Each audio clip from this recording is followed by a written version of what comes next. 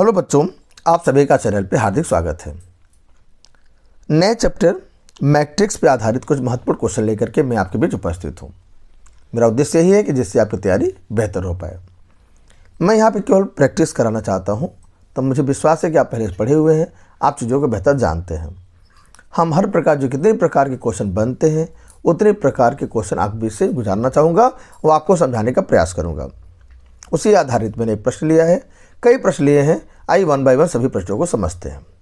आज का हमारा पहला प्रश्न है, कंस्ट्रक्ट अ 2x2, 2x2 का हमें बनाना है। इसमें दो दूना चार एलिमेंट होंगे, 2 रो है और 2 कॉलम है। Matrix whose element are represent by this. I यहाँ पे रो रिप्रेजेंट करता है, जे यहाँ पे कॉलम रिप्रेजेंट करता है। आई बनाते हैं। देखिए 2x2 का मतलब है 2 ठो इसमें क्या है, रो है, इसे रो बोलते हैं, ये R1 हो गया, R2 हो गया, और 2 ठो कॉलम भी है। माने को मिला के 4 एलिमेंट यहाँ पे होंगे। अच्छा, इसका लोकेशन देखिए, पहला रो और पहला कॉलम, माने क्या हो जाएगा A11। इसका पहला रो और दूसरा कॉलम A12, जानते हैं आप। ऐसे इसका दूसरा रो और पहला कॉलम, इसके लिए यहाँ के लिए दूसरा रो दूसरा कॉलम A22। माने जो एलिमेंट होंगे हमारे ये सब होंगे। इन्हीं चारों की वैल्यू निकालना है और हमें आंसर को बता देना है। आइए A11 निकालें। A11 माने जहाँ I है वहाँ पर भी 1 और जहाँ J है वहाँ पे भी 1 रखना है। रखिए, तो 1 + 2 × 1 का होल स्क्वायर अपॉन 2 कितना आ जाएगा, 2 × 2 और 2 × 3, 3 का स्क्वायर 9/2। ऐसे A12 निकाल लिया जाए। I के प्लेस पे 1 रखना है, J के प्लेस पे 2 रखना है। पहला I है, दूसरा J है, तो 1 + 2 × 2 का स्क्वायर अपॉन 2, 2 दूना 4, अब 1 5, 5 का स्क्वायर 25/2। A21 पे आ जाए तीसरा वाला। इस बार I के प्लेस पे 2 और J के प्लेस पे 1 रखेंगे, तो 2 + 2 × 1 का स्क्वायर अपॉन 2, तो 2 × 2 और 2 4, 4 का स्क्वायर 16, तो 16/2 आ जाएगा।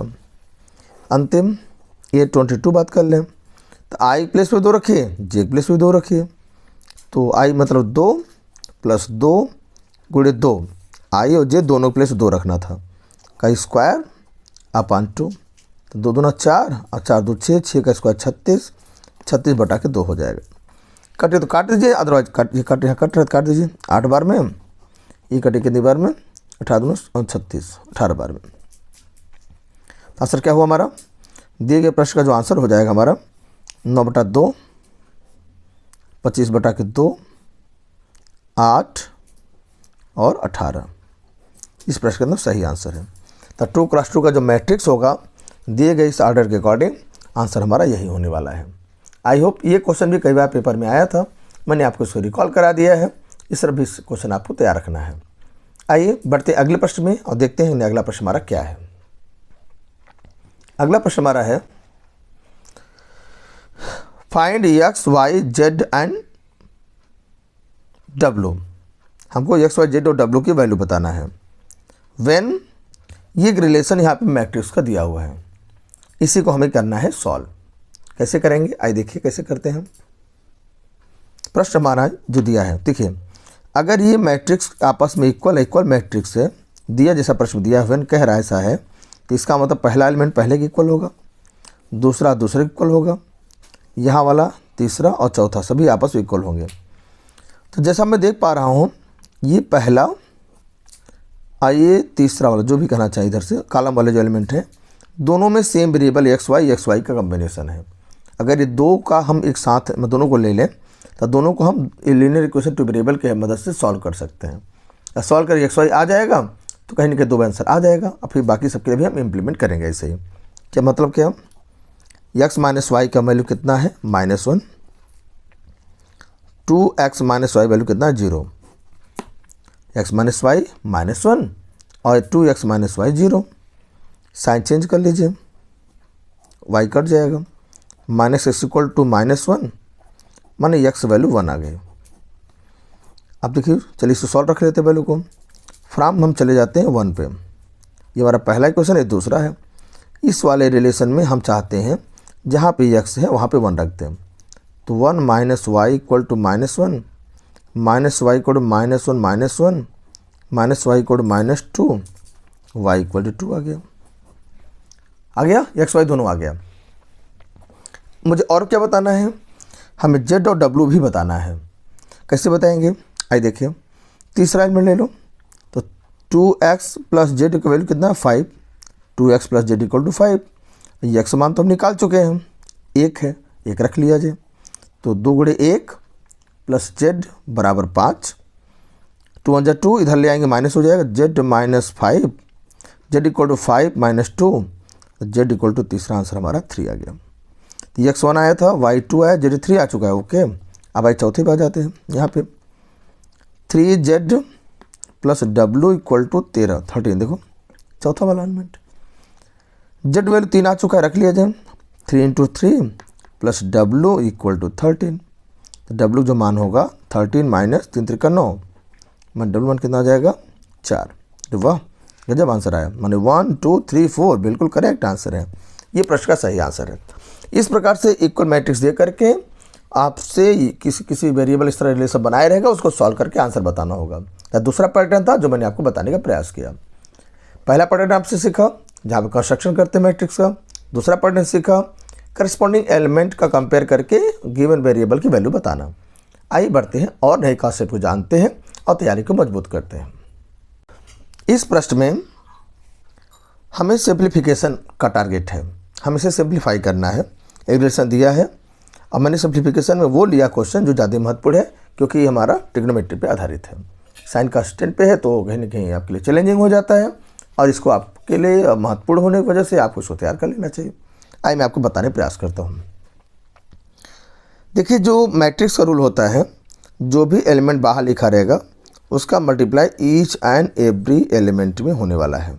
आइए करिए, क्या हो जाएगा ये, कास स्क्वायर थीटा, अगला कास थीटा साइन थीटा, जो भी लिखना चाहें, cos theta into sine theta.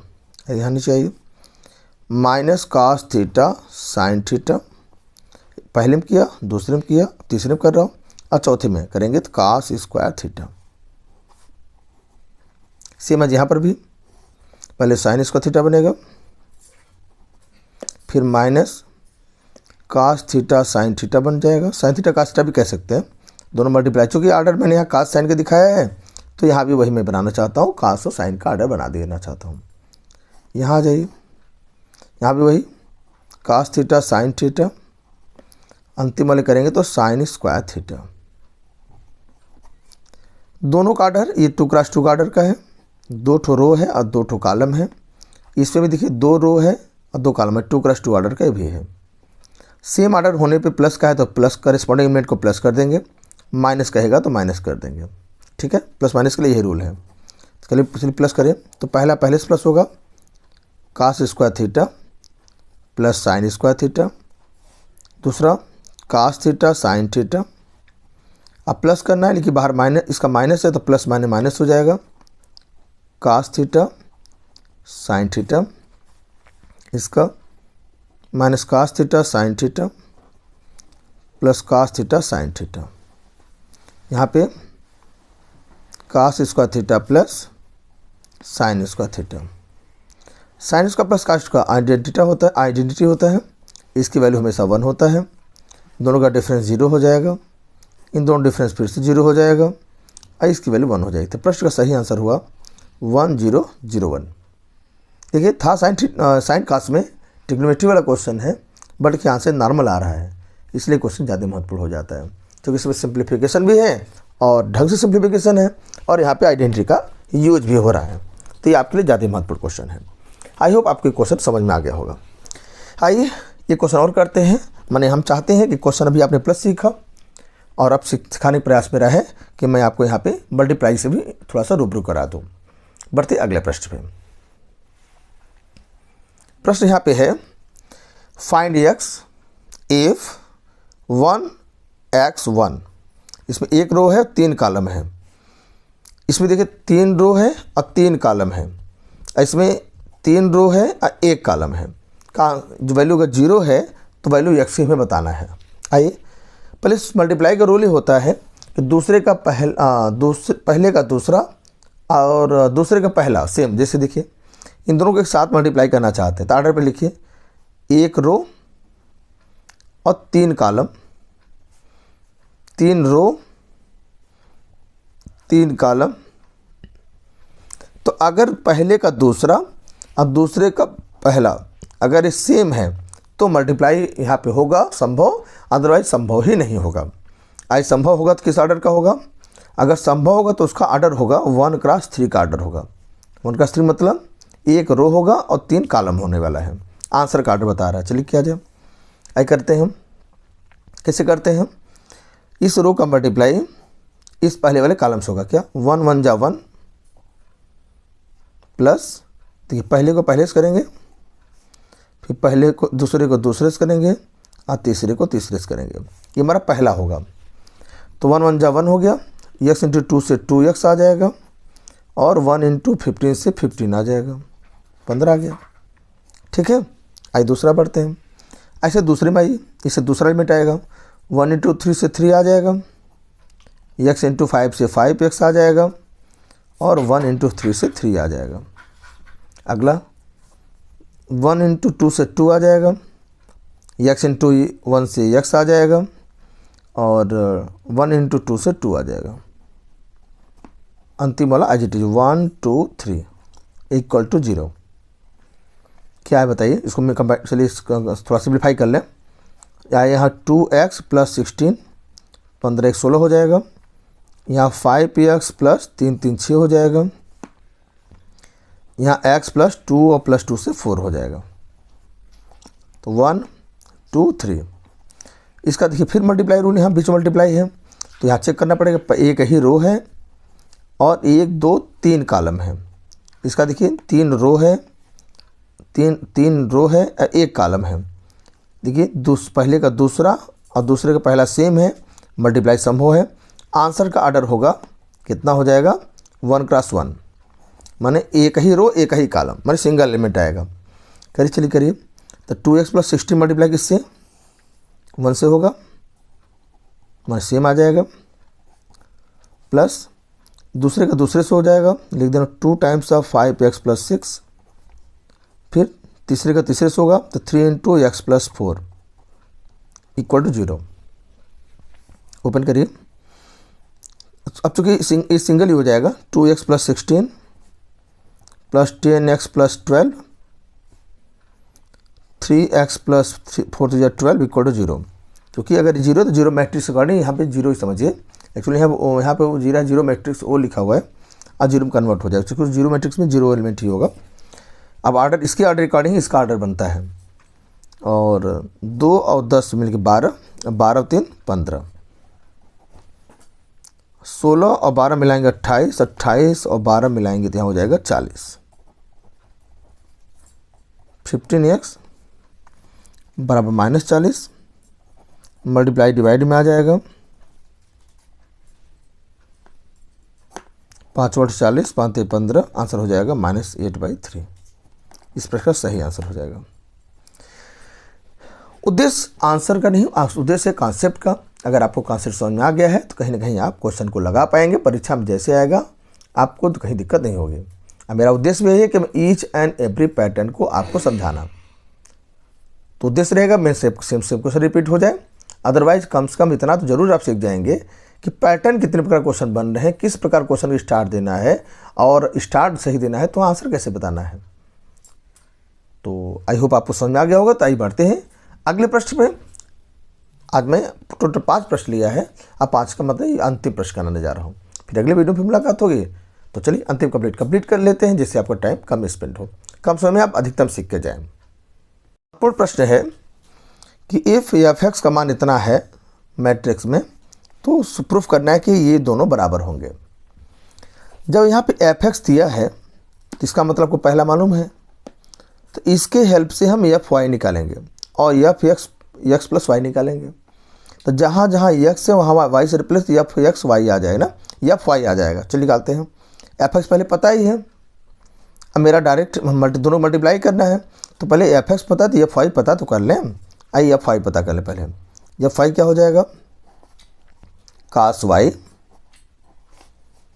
Minus sine y, 0 sine y cos y, 0 0 0 1। तीसरा भी लगे निकाल लें, एफ एक्स प्लस वाई। अब जहाँ जहाँ एक्स लिखे थे जहाँ जहाँ एक्स वहाँ पे हम एक्स प्लस वाई लिख देते हैं। रखिए cos x plus y minus sine x plus y, x place पे जहाँ जहाँ एक्स है वहाँ पे हमें एक्स प्लस वाई रख रहा हूँ, 0 sine x plus y cos x plus Y, 0 0 0 और 1। अब लेते हैं हम LHS को, क्या है, f x into f y. F x मतलब cos x minus sine x, 0 sine x cos x, 0 0 0 1। F y का मान यहाँ से cos y minus sine y, 0 sine y cos y, 0 0 0 और 1। बट चूँकि अब आर्डर देख लीजिए, मल्टीप्लाई, चूँकि बीच में मल्टीप्लाई साइन है तो मल्टीप्लाई करना है तो आर्डर में लाना पड़ेगा, पहले का दूसरा दूसरे का पहला। 3 रो हैं और 3 ही कॉलम है तो 3 क्रॉस 3 हो गया। ऐसे भी 3 क्रॉस 3 का है।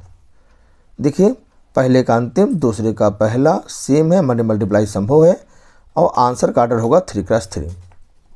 लिखा जाए तो कास का मल्टीप्लाई कास एक्स का मल्टीप्लाई कास वाई से होगा, फिर minus sine x multiply sine y से होगा, minus sine x sine y, और 0 मल्टीप्लाई 0 में तो 0 हो जाएगा। ऐसे अगला क्या हो जाएगा, ये कास एक्स,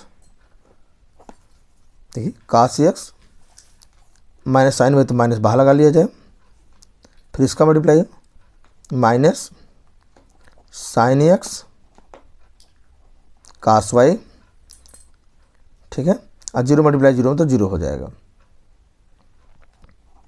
अंतिम में आ जाइए, यहाँ मल्टीप्लाई कास एक्स का 0 से होगा तो 0,